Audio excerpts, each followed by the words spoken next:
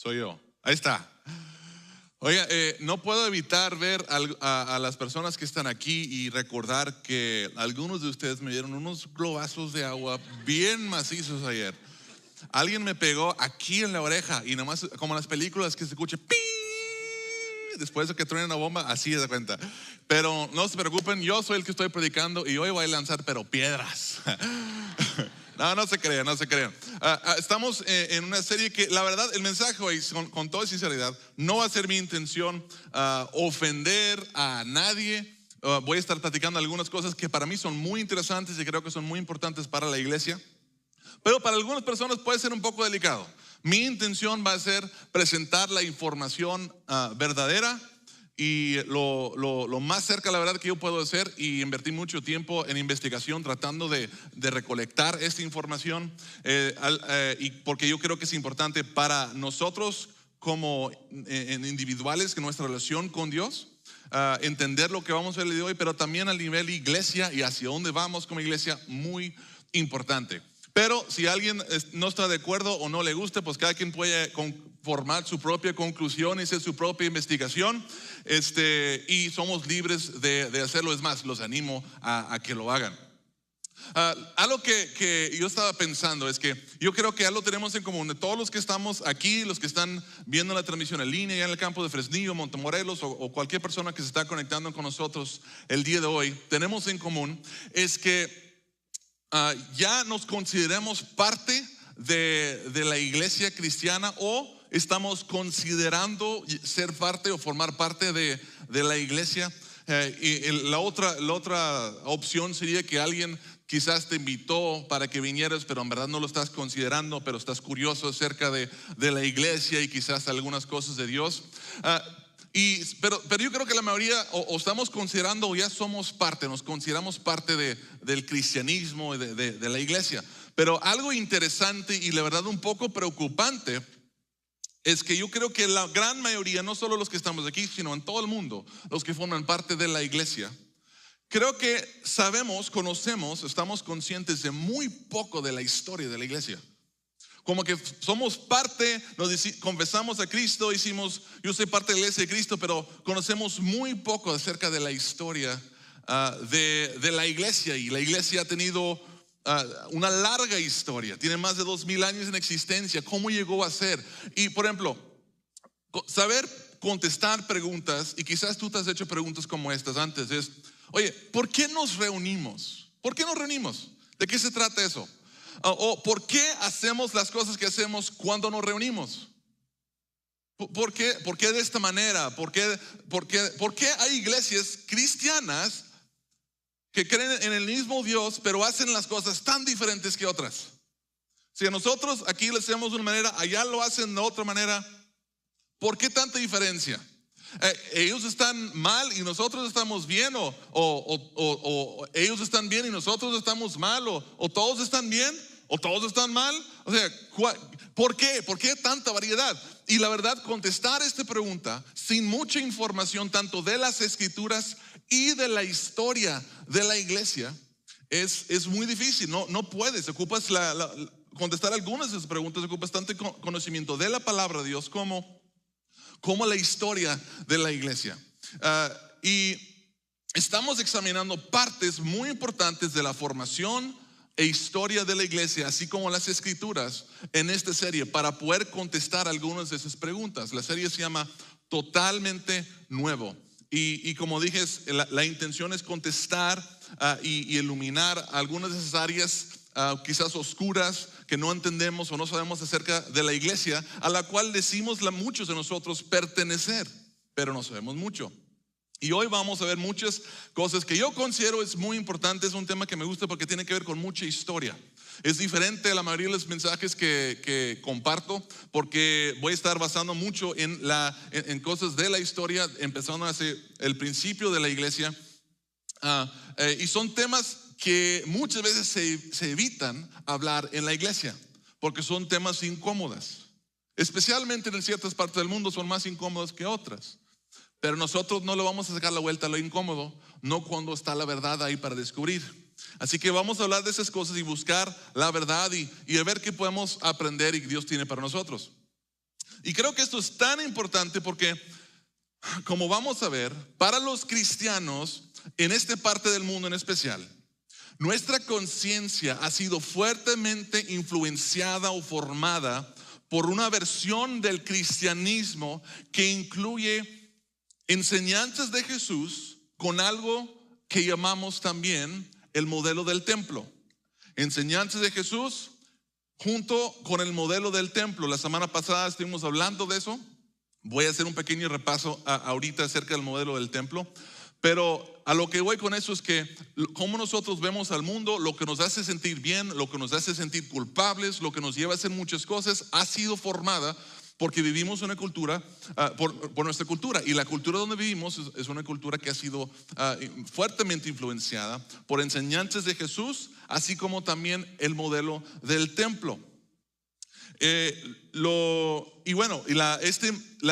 La cultura y las cosas que han formado nuestra conciencia contienen cosas que son verdad. Las enseñanzas de Jesús son verdad, pero también hay cosas del modelo del templo que han formado nuestras conciencias que no son verdad. Y parte de la intención que quiero lograr durante esta serie es que podamos aprender cómo discernir qué son esas cosas del modelo del templo que nos han influenciado, para poder eliminar, cortar y remover esas cosas de nuestra conciencia y quedarnos con solamente las enseñanzas de Jesús, solamente con la verdad. Porque como todos sabemos, nuestra conciencia determina nuestras decisiones en gran parte. Si nuestras conciencias han sido formadas con cosas que son verdad, eso es muy bueno. Pero ha sido formada por cosas que no son verdad, eso nos va a llevar a tomar malas decisiones. Así que vamos a tratar de identificar qué son las cosas que hay que remover y quedarnos con la verdad. Y si ya los confundí, yo ya sabía que eso se los iba a confundir, porque eso está un poco confuso, es difícil, es complicado entender. Pero es tan importante, y voy a insistir y voy a hacer mi mayor esfuerzo para tratar de explicar lo que estoy diciendo. De hecho, considero que esto es tan importante que hace algunos 6 años en nuestra iglesia compartí una serie de mensajes muy similares a la que estoy compartiendo ahorita. Y lo estoy volviendo a compartir ahora. ¿Por qué? Pues por varias razones, entre las cuales, ¿quién recuerda bien una predicación de hace 6 años? Ni siquiera yo recuerdo, yo lo prediqué. Número 2, porque muchos de ustedes no estaban aquí hace 6 años y es bien importante escucharlo. No creo que los que en el campus de Fresnillo escucharon estos mensajes. El campus de Montemorelos ni siquiera existía hace 6 años y muchos de nosotros que estamos aquí hoy no estábamos hace 6 años. Pero por último, lo estoy haciendo otra vez porque yo he notado que hay una tendencia muy fuerte que aun y cuando sacas cosas del modelo del templo, de nuestro entendimiento y comprensión y manera de ser iglesia, tiene una tendencia muy fuerte de volver a entrar otra vez. Y creo que hace falta volver a examinarnos para ver si algunas de esas cosas no han vuelto a infiltrar en nosotros. Bueno, el modelo del templo, repaso rápido la semana pasada. Si no escucharon la prédica la semana pasada, los animo a que vayan a la página de Conexión Live, en .com o el YouTube o la página de Facebook o en la aplicación de nuestra iglesia, que pueden escanear el código QR que está atrás de los asientos y descargar la aplicación donde están las predicaciones y vean la predicación, porque esto es una serie de mensajes y cada uno se edifica de alguna manera sobre el anterior. Pero voy a hacer un pequeño repaso. El modelo del templo representa básicamente todas las religiones antiguas, y por decir algunas, las religiones egipcios, romanos, de Babilonia, el judaísmo, de los israelitas y muchas religiones actuales. Y aunque esas religiones tienen creencias diferentes, tienen 4 cosas todos en común. Entre esas 4 cosas son los lugares sagrados. Todos tienen lugares sagrados. Es un lugar físico, geográfico, donde normalmente hay un templo muy grande y ostentoso que se ve de lejos y costó mucho dinero. Lugares sagrados. Tienen textos sagrados. También tienen hombres sagrados, que son los que interpretan los textos sagrados desde los lugares sagrados. Y luego están los seguidores sinceros, todas las personas que creen en esa religión. El modelo del templo siempre incluye esos 4 elementos. Y si te parece, al decir esto, que les estoy describiendo el cristianismo Es por eso precisamente que este tema es importante, porque el modelo del templo efectivamente en muchas maneras se ha infiltrado adentro de la iglesia, pero eso nunca fue la intención de Jesús y no está bien, y tenemos la oportunidad de hacer algo al respecto. ¿Por qué? Porque la llegada de Jesús señaló el fin del modelo del templo y el inicio de algo totalmente nuevo. Digan, totalmente nuevo. Totalmente nuevo. Jesús introdujo un nuevo pacto, que era un pacto para todo el mundo, no solo para Israel. Un pacto en el cual ya no se basaba en el sacrificio de animales, en ciertos ritos. Era un pacto nuevo, se basaba en la muerte y resurrección de Jesús, en donde su sacrificio por el perdón de pecados fue suficiente, y no solo para Israel, sino para todos los que creen. Introdujo un nuevo mandamiento, que se trata del amor a otros en vez de cumplir los 613 leyes que se encuentran en la Biblia, en el Antiguo Testamento, en la Biblia de los judíos. Jesús dijo: de este modo todos sabrán que son mis discípulos si se aman los unos a los otros. No es por lo que crees, es por cómo amas. Este mandamiento se aplica a 3 áreas específicas. Vimos la semana pasada: nuestro amor por Dios, nuestro amor por otros y nuestro amor hasta por nuestros enemigos. Gálatas 5:6 dice: lo importante es la fe que se expresa por medio del amor. En otras palabras, lo que crees no tiene valor a menos de que ames como Jesús dice que debes de amar. La fe, lo que importa es la fe que se expresa por medio del amor. Es un nuevo mandamiento y es un nuevo movimiento. Antes de Jesús, era el lugar sagrado, era un templo, era un lugar específico geográfico, pero ahora la iglesia es una congregación que sigue a Jesús. Y Pablo dijo a los corintios: ¿no se dan cuenta que su cuerpo es templo? ¿Cómo que? Y ellos escuchando esto, que era totalmente nuevo: ¿cómo puedo yo ser el templo de Dios? Un templo es el lugar donde reside la presencia de Dios. A lo cual el apóstol Pablo dice: exactamente, porque ahora tu cuerpo es templo. Y sigue diciendo: del Espíritu Santo, quien vive en ustedes y les fue dado por Dios. Ustedes no se pertenecen a sí mismos. Los judíos hubieran dicho: pero no está Dios en el lugar santísimo. Jesús dice que ahora cada hijo de Dios es tan santo como el lugar santísimo, porque cada hijo de Dios tiene el Espíritu de Dios en él, y ellos ahora son el templo del Espíritu. Somos templos con pies. La siguiente vez que te veas, mañana que te levantes y te veas en el espejo antes de ir a trabajar, quiero que digas: eres un templo con pies. Un templo del Espíritu Santo. Esto fue algo totalmente nuevo a lo que era antes de Jesús. Tanto que los paganos no podían entender a los cristianos. No podían entender la compasión de los cristianos. No lo podían entender. Aceptaban y ayudaban a personas que nadie más quería ayudar y nadie más aceptaba. Los cristianos ayudaban y aceptaban a los huérfanos, a los niños abandonados, a bebés dejados en la calle para morir, a las niñas no deseadas. Nadie más estaba haciendo eso. Y los paganos no entendían por qué los cristianos harían eso. En la iglesia todos eran importantes. No había gente más importante por tu rango, por tu nivel socioeconómico. Todos éramos iguales de valiosos en la iglesia. Los pobres, las mujeres, los niños, los foráneos, todos igual. Y nosotros escuchamos eso hoy en día en una cultura muy influenciada por el modelo del templo, pero también las enseñanzas de Jesús. Y decimos: pues claro que todos valen lo mismo. Pero eso no era común, no era un pensamiento común hasta ese entonces. Nadie consideraba así. Claro que hay personas que son más importantes que otros. Claro que esa persona merece ser mi esclavo y hacer todo lo que yo le diga, porque yo soy más importante que él. Y Jesús dijo: todo eso es diferente ahora. Yo estoy estableciendo algo nuevo, es un nuevo movimiento. Los paganos no podían entender cómo eran los cristianos, cómo los cristianos no temían a la muerte, no temían morir. Hacían cosas que otros nunca harían porque ponían en peligro sus vidas.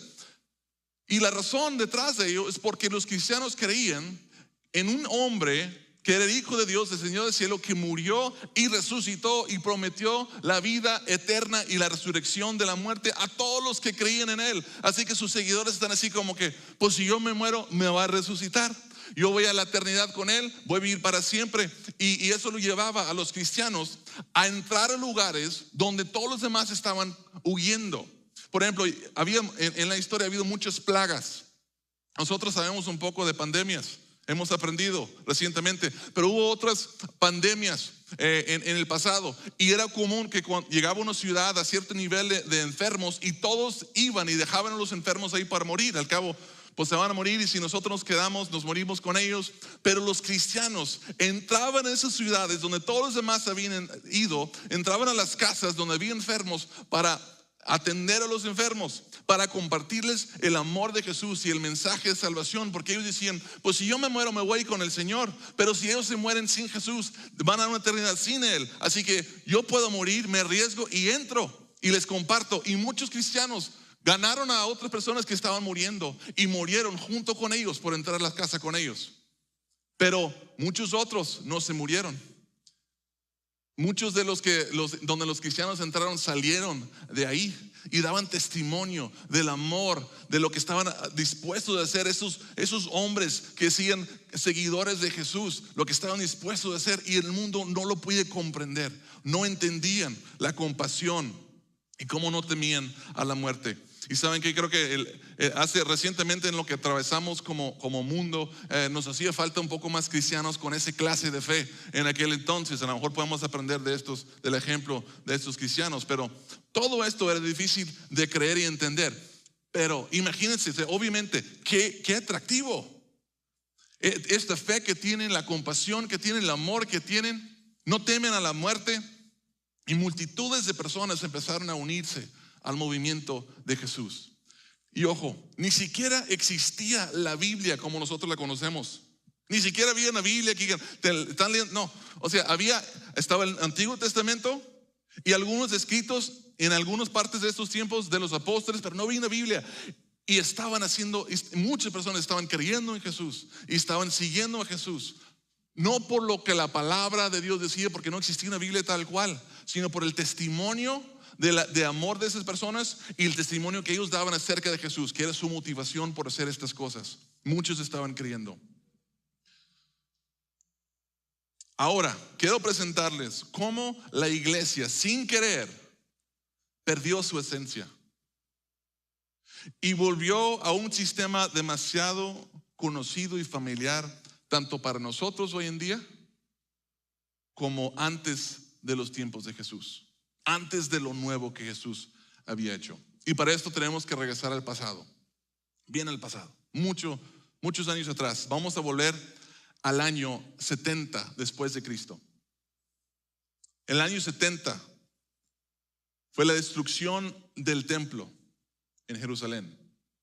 Aproximadamente 37 años después de la resurrección de Jesús, el templo donde Jesús había ido a enseñar, donde había volteado las mesas, ese templo que era como que el símbolo más importante, el templo más importante de los judíos, y como los cristianos creían en el mismo Dios, más que creían también en Jesús, era el Mesías, era un lugar muy importante para ellos, y como que la gente no se quería alejar de ese lugar tan importante para ellos.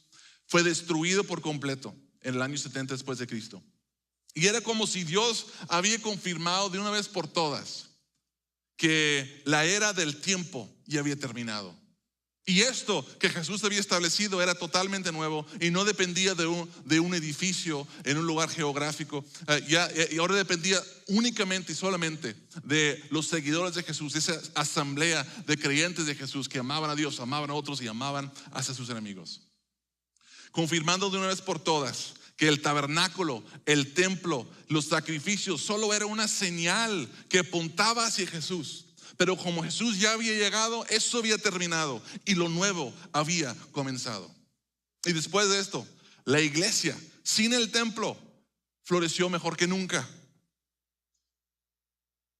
Aunque bajo tremenda persecución por el imperio romano, que duró, una persecución que duró intermitentemente por cientos de años, donde miles, cientos de miles, algunos estiman que hasta alcanzó los millones de personas murieron por su fe en Cristo. Y así fue hasta el 28 de octubre del año 312 después de Cristo. Y todos conocemos un poco de esta parte de la historia. El emperador Constantino iba a una guerra, iba a hacer la guerra con su competencia Magencio. Magencio y Constantino estaban entrando a guerra para determinar quién sería el emperador supremo del Imperio Romano. Según la leyenda, antes de la batalla, a una cruz se le aparece Constantino y le dice que cambie las águilas del insignia romano y que lo reemplace por una cruz. Y una voz, según que decía, con este signo vencerás.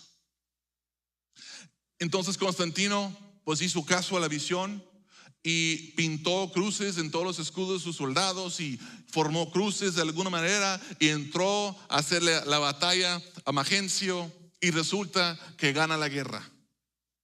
Y los cristianos que supieron esto empezaron a reconocer y alabar a Constantino como el emperador cristiano, y al recibir los halagos y tener este éxito, su fe en Dios creció.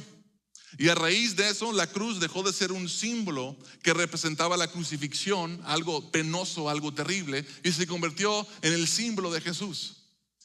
Fue ahí, de hecho, y muchos de nosotros quizás toda la vida hemos usado la cruz sin saber los orígenes de por qué usamos la cruz para representar a Jesús. La cruz es el lugar donde Cristo fue crucificado. ¿Por qué lo promocionamos? Yo pensaría que sería la tumba, ¿no? Por la tumba vacía, pero es la cruz. ¿Por qué? Por esto. A raíz de eso se empezó a identificar la cruz con Jesús.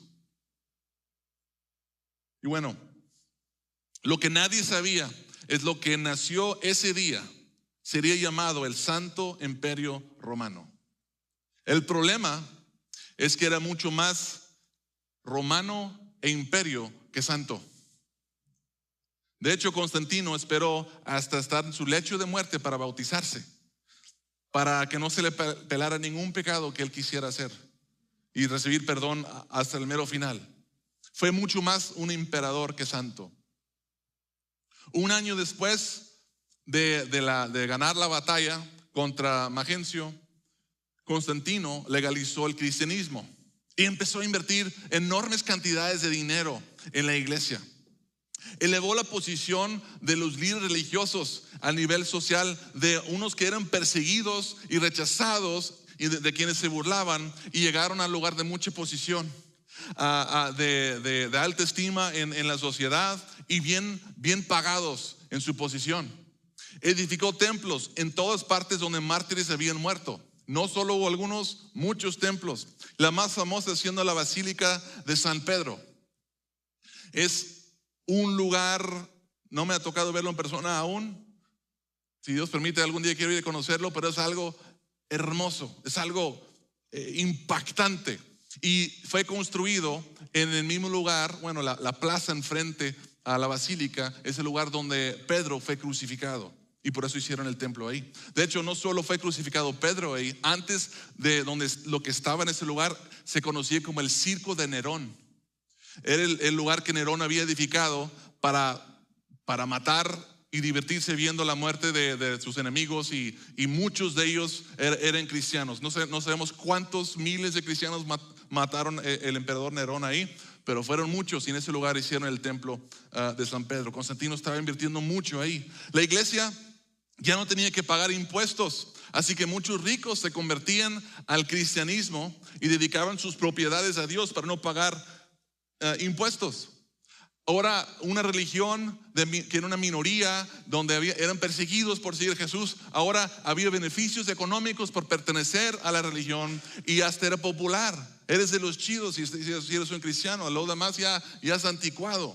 Los populares acá estamos ya entrando al cristianismo. Constantino prohibió la crucifixión, le dio derechos a los niños que nunca habían tenido en la historia de Roma, le daba dinero a las familias que aceptaban a los huérfanos, estableció el domingo como el día de reposo y muchas cosas otras buenas que hizo, y todo motivado por Jesús. Y de pronto Santo Imperio Romano, en el Santo Imperio Romano, el cristianismo cambió de ser una minoría bajo persecución a una mayoría empoderada.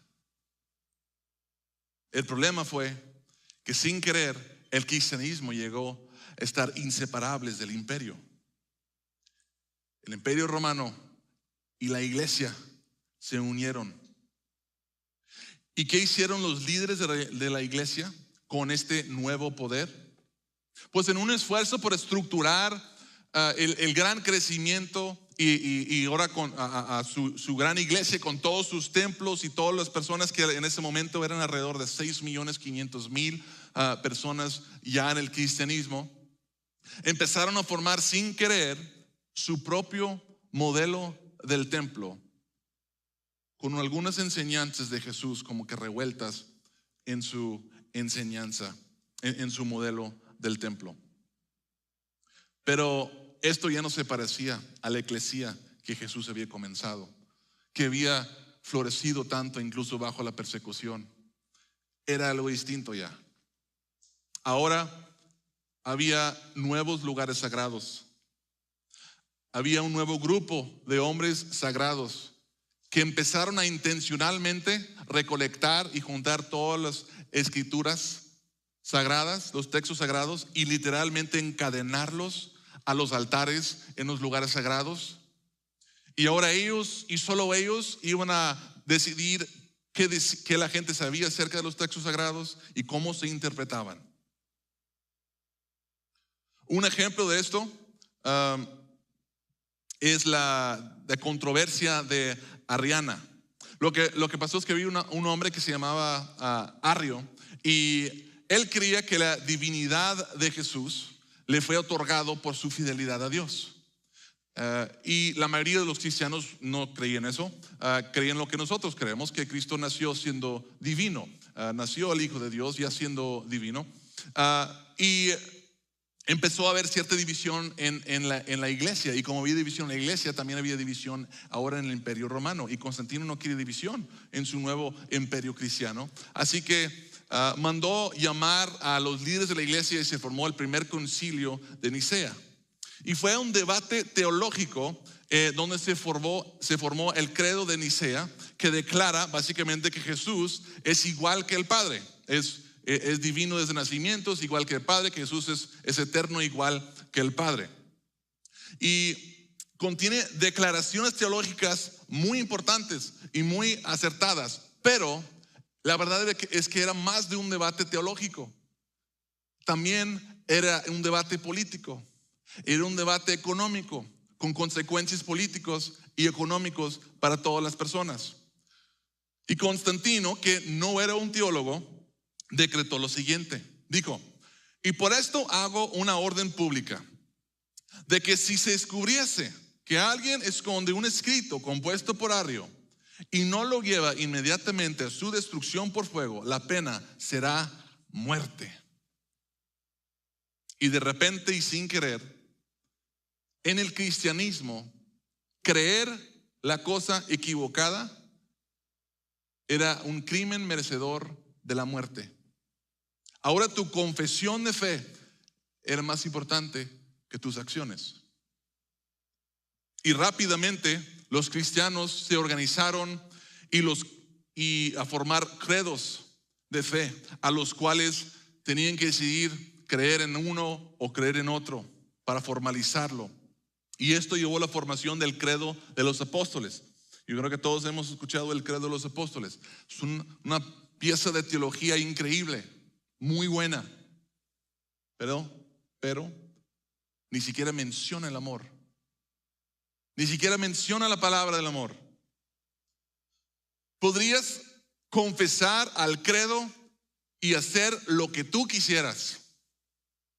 Podrías decir: yo creo en Cristo, esta es mi teología, así que yo estoy libre del peligro, y esto acabo de lo que es más importante, y ser la persona menos amorosa en el mundo. Soy cristiano porque creo esto, pero no amo a nadie, soy el más odioso de todos. Y esto era porque normalmente el emperador mismo tenía que aprobar los credos, y ellos tenían comportamientos terribles, Así que los que estaban formando los credos tenían que formarlos con mucho cuidado, de manera de no ser mal visto, quedar mal visto al emperador, y también para no ofender a otros ricos que eran amigos del emperador, que pudiera causar problemas. Consecuentemente, en toda la historia, nadie fue ejecutado por amar como Jesús, pero montones murieron por creer algo diferente.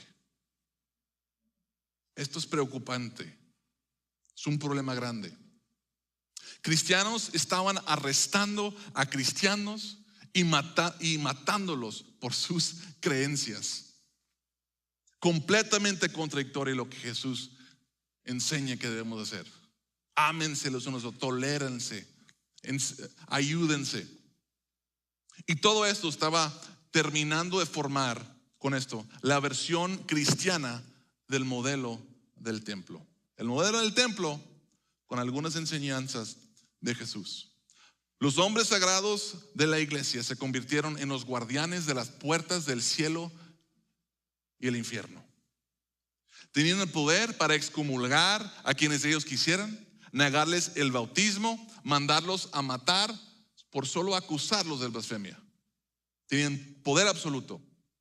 Y con este poder los mismos emperadores empezaron a temer a la iglesia. Porque si alguien de la iglesia de alto rango acusara el emperador de blasfemia o de hacer algo en contra de la iglesia, él podía perder la vida. Un ejemplo de cómo el Papa ejerció su poder, la iglesia ejerció su poder, se ve en la primera cruzada. En el año 1095 hasta el 1099, el Papa Urbano II llamó a toda cristiandad a unirse para ir pelear contra una causa. La cristiandad se veía en peligro por invasores islámicos que cada vez tomaban más y más territorio de los cristianos. Y ahora toda Europa estaba en peligro de ser conquistados por los islámicos.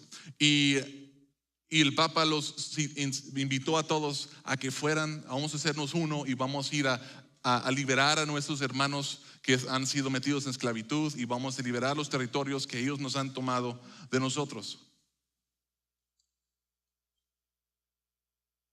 ¿Y cómo convenció el Papa a que se uniera un ejército de miles y miles de personas para ir a hacer esto?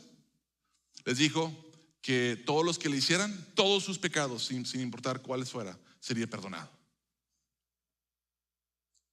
Así que muchas personas muy pecadoras se enlistaron para esta guerra santa, y estos mataron y robaron todo el camino hasta Jerusalén. Al cabo que el hombre sagrado dijo que tenemos pase libre, tenemos entrado al cielo seguro. Básicamente lo veían de esta manera. Incluso hombres ricos decían: si voy y sobrevivo, pues todo lo que yo robe en el camino me lo quedo. Y si voy y me muero, tengo una entrada segura al cielo. Así que ganar, ganar. Y muchos se alistaron y fueron y hicieron eso. Los que no se convertían al cristianismo en su paso, los mataban. Y lo que descubrieron es que era mucho más conveniente y cómodo forzar la conversión de los paganos por la fuerza, en vez de por amor, en vez de ganarlos por amor. Aparte de eso, se les ocurrió a los que estaban en la guerra santa, las cruzadas, hacerle un favor a Jesús. Dijeron: los judíos fueron los que mataron a Jesús, vamos a matar a todos los judíos, porque ellos mataron a Jesús. Qué considerados de ellos. Y fueron y una gran persecución contra los judíos, y mataron y persiguieron a un montón de judíos de camino a Jerusalén. Todo esto porque los seguidores sinceros estaban haciendo lo que los hombres sagrados que controlaban los textos sagrados decían que era la voluntad de Dios. Tristemente, el modelo del templo infiltró en el movimiento de Jesús y ha traído odio y muerte donde antes había amor y paz y libertad. A pesar de todo, siempre hubo un remanente de creyentes que formaban parte del movimiento que Jesús había comenzado. adentro de la misma iglesia había un remanente. Estos nos lleva al año 1517, a la Reforma Protestante. Martín Lutero y otros reconocieron que la iglesia se había convertido en algo muy diferente de lo que Jesús había comenzado. No quería dejar la iglesia, su intención era reformar la iglesia. Él amaba la iglesia y reconocía, porque era un erudito que estudiaba los textos en griego y sabía lo que decían y sabía que lo que estaban haciendo estaba mal. Y su intención era comunicarlo a la iglesia para que hubiera una reforma y la iglesia volviera a lo que era en el principio. Los de adentro se sentían como que estaban protestando las autoridades en ese momento y por eso se llamaban a ellos protestantes y ese nombre se ha quedado hasta el día de hoy. Martín Lutero, como digo, era un erudito griego y sabía lo que decía la palabra y sabía que lo que la iglesia estaba haciendo no era bíblico. Que un hombre pudiera decir quién entra al cielo o no era bíblico. Que podías comprar el perdón de tus pecados, o sea, vivir la vida que tú quieres sin ningún arrepentimiento, pero ir y yo construyo una iglesia, o te doy dinero al sacerdote y ya estoy perdonado mis pecados. Eso no es bíblico. Que era necesario confesar tus pecados a algún hombre para recibir el perdón de tus pecados. Eso no es bíblico. Además, la vida que estaban viviendo la mayoría de las personas en altas posiciones dentro de la iglesia era una vida tan distinta al Señor a quien ellos profesaban seguir. Un hombre, Jesús, quien lavó los pies de sus discípulos, y estos estaban viviendo en la riqueza, en la realeza, sin servir a nadie, solo siendo servidos. Así que intentó corregir estos errores y reformar la iglesia. El 31 de octubre del 1517, él clavó sus 95 tesis a la puerta de la iglesia del castillo de Wittenberg. 95 cosas que él veía que estaban mal y debían de corregirse, respaldado con principios, con la palabra de Dios, que debían de corregirse. Y bueno, ¿qué fue la reacción de la iglesia? Martín Lutero fue excomulgado de la iglesia por el Papa León X. Afortunadamente, Martín Lutero no creía que el Papa tenía derecho para sacarlo de la iglesia. Así que él seguía haciendo lo que estaba haciendo y siguió adelante. ¿Qué era el mensaje de Martín Lutero? Eran dos cosas principalmente. La primera es sola fide, que significa que la salvación no es por obras, solo es por la fe. Esta declaración fue la piedra angular de los protestantes. Sola fide. Y la otra era sola escritura, que significa básicamente que las escrituras, no la iglesia o un hombre con autoridad dentro de la iglesia, las escrituras son la autoridad absoluta de lo que es verdad y lo que no es verdad. Y por eso los protestantes y Martín Lutero, empezando con él, lucharon siempre para traducir la palabra de Dios en el idioma del hombre común, hacer copias y hacerle llegar a todas las personas posibles, porque ellos creían que ningún hombre tenía el derecho de poder determinar lo que otros sabían o creían acerca de Dios, porque la escritura determinaba la verdad, no la iglesia. Y esto fue una gran amenaza para la iglesia, porque si ellos no eran necesarios para el perdón de los pecados y la interpretación de las escrituras, y todo el mundo lo sabía, perderían todo ese poder e influencia que tenían sobre las personas. Y el Papa hizo todo lo que él podía para impedir que el movimiento protestante avanzara. Persiguieron a los protestantes como criminales y los mataban. Algo que Martín Lutero dijo, un simple laico armado con las escrituras es superior al Papa, más poderoso sin ellas. Suena muy bien, pero sin querer, con esta frase cometió el mismo error que la iglesia estaba cometiendo. Convirtió las escrituras en un arma. Ahora las escrituras son una excusa para rebelarse y para división. Como consecuencia, los protestantes no solo se dividieron de la iglesia católica, se dividieron de ellos mismos. Ese movimiento protestante que comenzó como uno, en base a esta misma, porque querían corregir las cosas y salir del modelo del templo, terminaron dividiéndose de 1 a 3 y luego a 12 y hasta el día de hoy, donde hay miles de denominaciones. Y la causa de la división ¿Es por nuestro amor por Dios y nuestros enemigos? ¿Por el amor por nuestros enemigos? ¿Por eso nos estamos dividiendo? No. Fue por nuestras interpretaciones de las escrituras. Las mismas escrituras que dicen que se amen los unos a los otros, tolérense los unos a los otros. Utilizamos las escrituras como una excusa para dividirnos. Y ahora había miles de lugares sagrados, con hombres sagrados en cada uno de esos lugares, interpretando los textos sagrados, diciendo a las personas qué tenían que hacer para ir al cielo y qué les podía mandar al infierno. Se salieron de la iglesia, pero no lograron eliminar el modelo del templo. Solo hicieron muchos modelos del templo diferente. Y las cosas siguen así hasta el día de hoy. Al final de todo, la tragedia más grande, de la cual nadie notó y la historia no habla, es que el amor perdió. El amor perdió. El deber del cristiano de amar quedó en el olvido, muy por detrás de tu credo de fe, tu interpretación preferida de la Biblia, de tu estilo de adoración preferida, de tu vestimenta, de tu día de adoración. Esas cosas son primeros. ¿Y el amor dónde quedó? Allá atrás.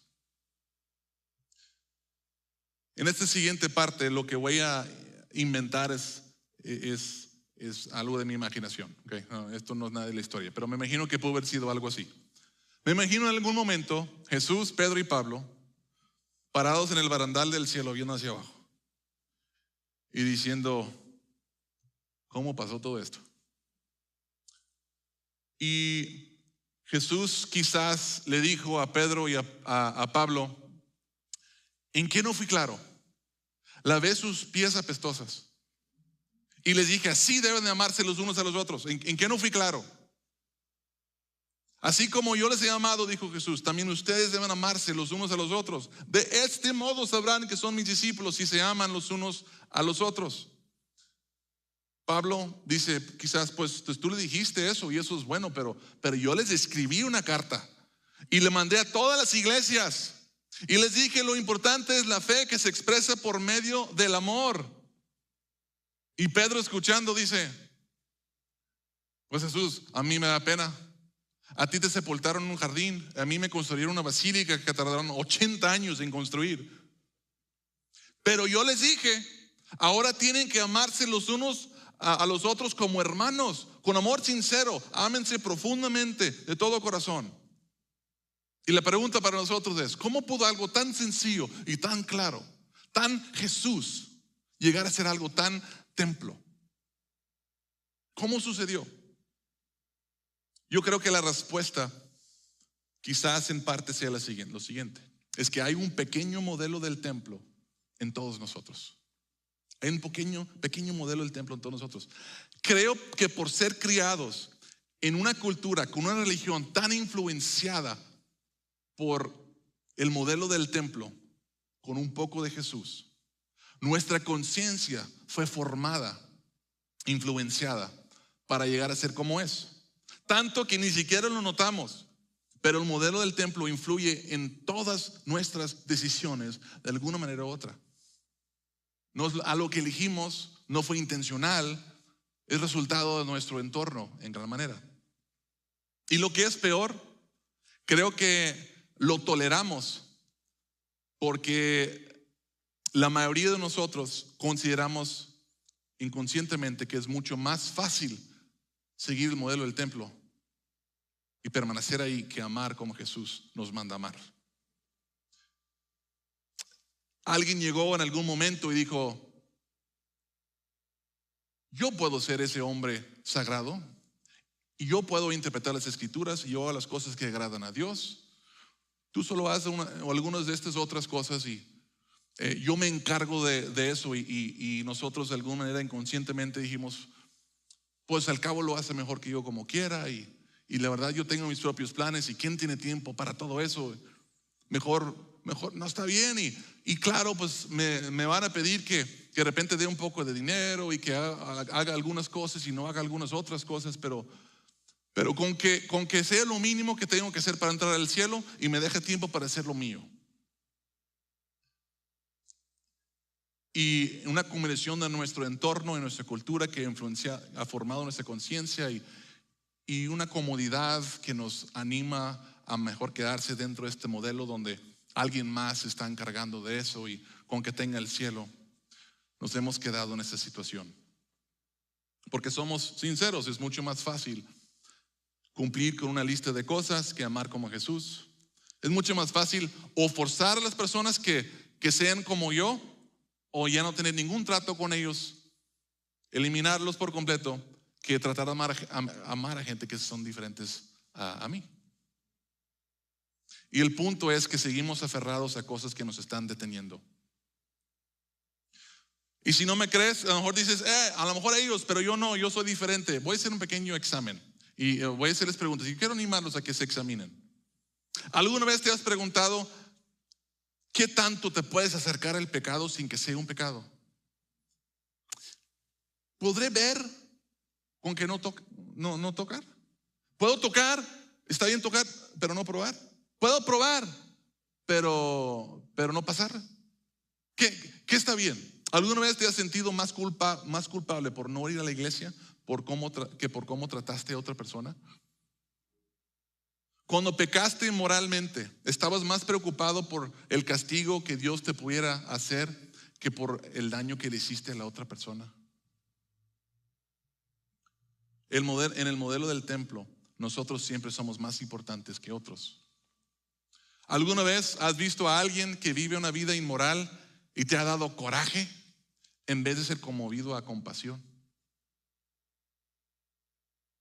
Si tu relación con Dios está impulsado por cuánto es lo menos que tengo que dar o hacer o sacrificar para no estar mal con Dios, eso es el modelo del templo.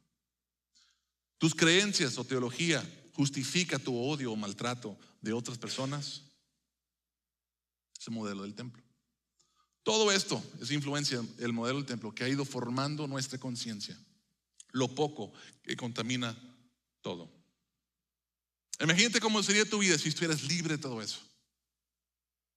¿Cómo sería un mundo en el cual cada día los cristianos levantáramos diciendo, yo estoy bien con Dios, tengo paz con Dios y ahora yo quiero amar a todo el mundo para que ellos y mostrarles cómo ellos pueden estar bien con Dios? No enseñarles que yo tengo la razón y les voy a poner en su lugar. Yo creo que lo que alimenta el modelo del templo en todos nosotros es que no hemos entendido totalmente el evangelio. El evangelio dice Jesús murió por ti. Y cuando realmente entiendes eso, entiendes que Jesús es por ti. No tienes que ganar su amor, no puedes ganar su amor y no puedes perder su amor. Su gracia es tan increíble que no hay algo que puedes hacer para merecerlo o para ganarlo.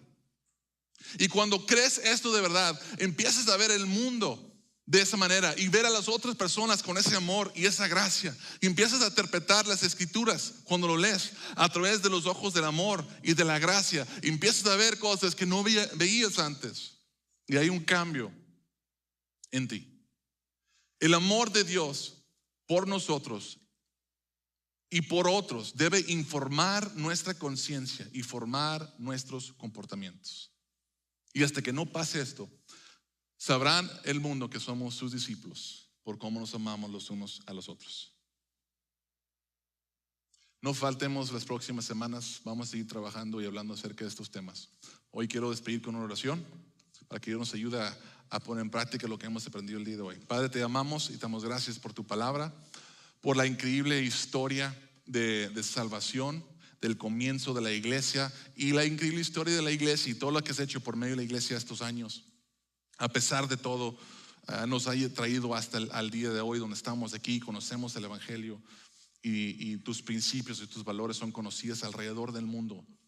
Pero Padre, te pido que nos ayudes a identificar en nosotros y en nuestra iglesia qué es el modelo del templo que debemos de eliminar para quedarnos solamente con lo nuevo que Jesús estableció, solo con la verdad. Amor por ti, amor por otros, amor hasta por nuestros enemigos. Que nosotros somos el templo. No hay lugares sagrados, hay personas sagradas, Señor, y que podamos interpretar las escrituras y el mundo a través de los ojos y la comprensión de tu gracia y tu amor por los pecadores. Te amamos, obra en nosotros, llévanos a ser la iglesia que deseas que seamos. En el nombre de Jesús, amén.